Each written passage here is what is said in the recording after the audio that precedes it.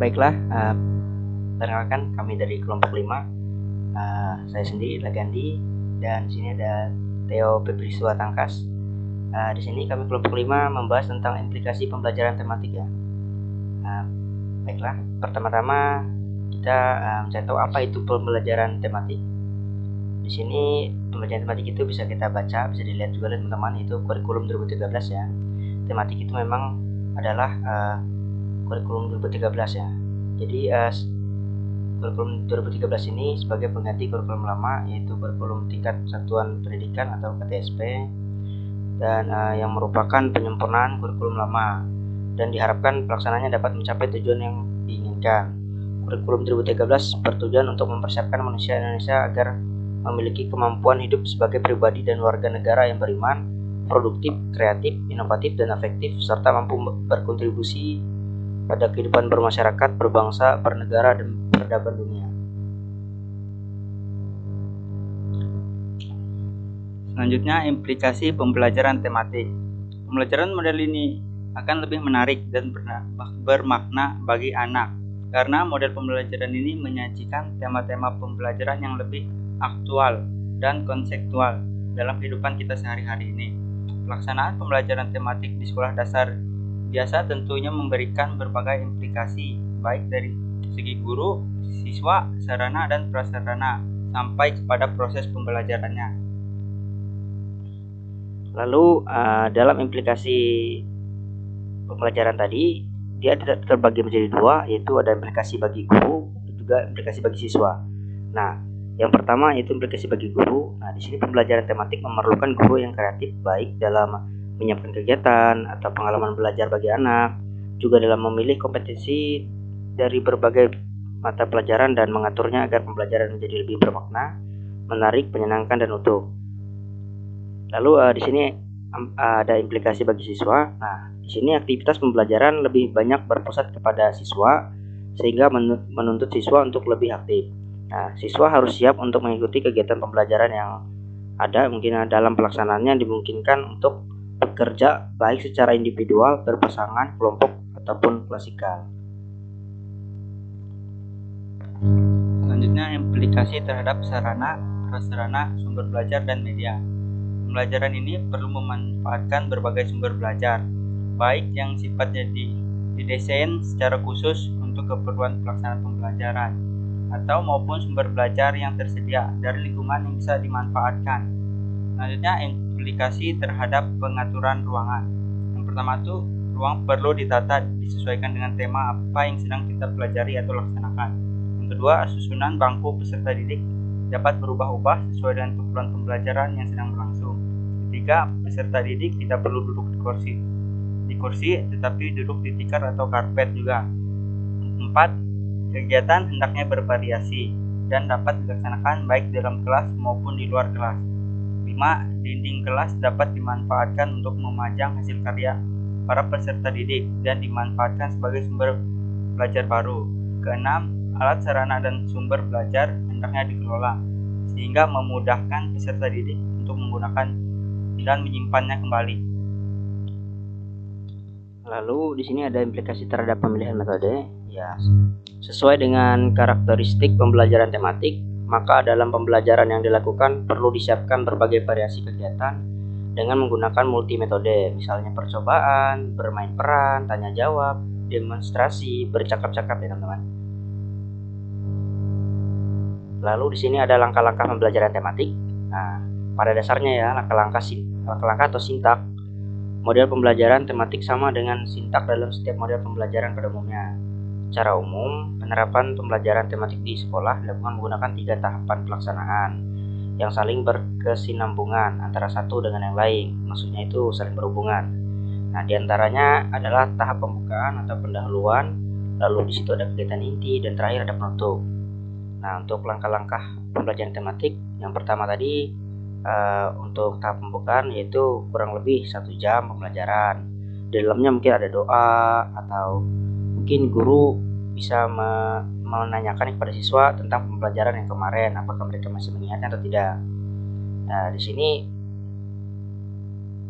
juga guru juga bisa melakukan misalnya seperti bercerita, kegiatan fisik atau jasmani, ya menyanyi, baca puisi tentang keluarga, atau menampilkan gambar yang menceritakan tentang keluarga, misalkan bisa juga ya. Ini namanya pembukaan misalkan. Lalu kedua, di situ ada tahapan kegiatan inti. Di sini ada 3 jam pelajaran, 3 kali 30 menit. Di sini inti dari segala pembelajaran itu disampaikan oleh guru. Nah, lalu di situ yang terakhir ada tahapan penutup, memerlukan waktu 1 jam pelajaran ya. Jadi guru bisa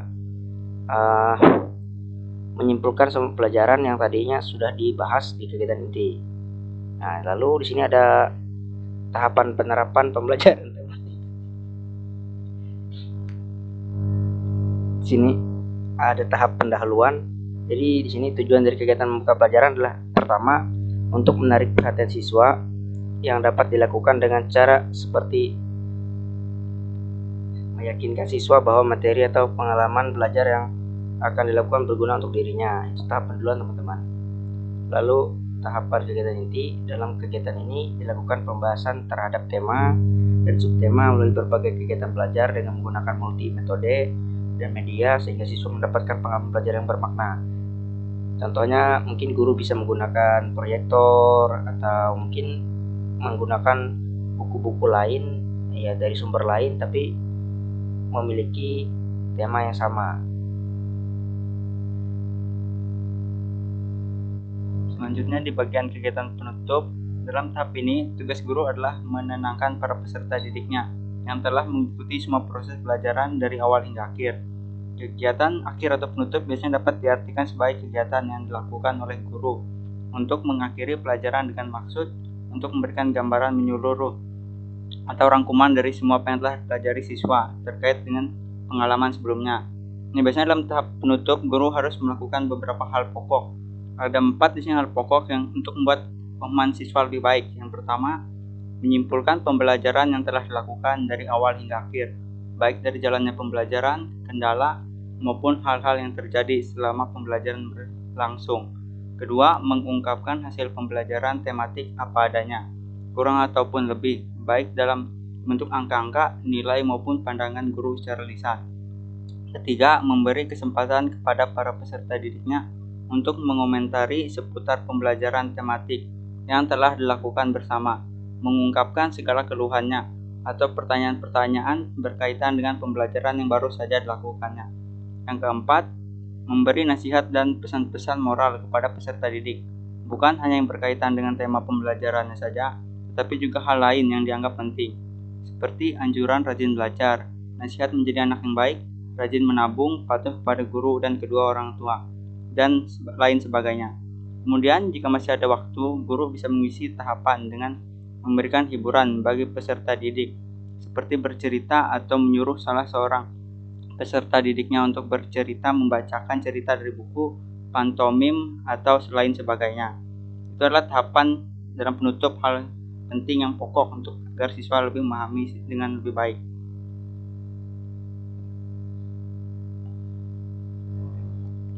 Lalu secara terperinci langkah-langkah pembelajaran tematik adalah sebagai berikut ya teman. Pertama, dia membuka pelajaran dengan cara yang menarik perhatian siswa, seperti membacakan cerita, bertanya jawab, bernyanyi, melakukan permainan, demonstrasi, pemecahan masalah, dan sebagainya. Ini untuk membuka pembelajaran ya. Lalu kedua, menginformasikan tujuan pembelajaran sehingga siswa dapat mengorganisir informasi yang disampaikan atau apa yang dilihat, didengar, dirasakan, dan dikerjakan. Jadi mereka mengerti, memahami apa yang disampaikan. Nah, jadi untuk ketiga, menggali pengetahuan siswa yang diperoleh sebelumnya agar siswa bisa mengaitkan pengetahuan terdahulu dengan yang akan dipelajari. Jadi nanti guru-guru mengaitkan pelajaran-pelajaran dulu agar siswa tahu dan bisa mengerti pelajaran yang mereka akan pelajari sekarang. Lalu di sini ada yang keempat, memberi tugas yang bertahap guna membantu siswa memahami konsep. Kelima, memberi tugas yang dapat mengembangkan kemampuan berpikir tingkat tinggi. Keenam, memberi kesempatan untuk melatih keterampilan atau konsep yang telah dipelajari. Ketujuh, memberi umpan balik yang akan menguatkan pemahaman siswa.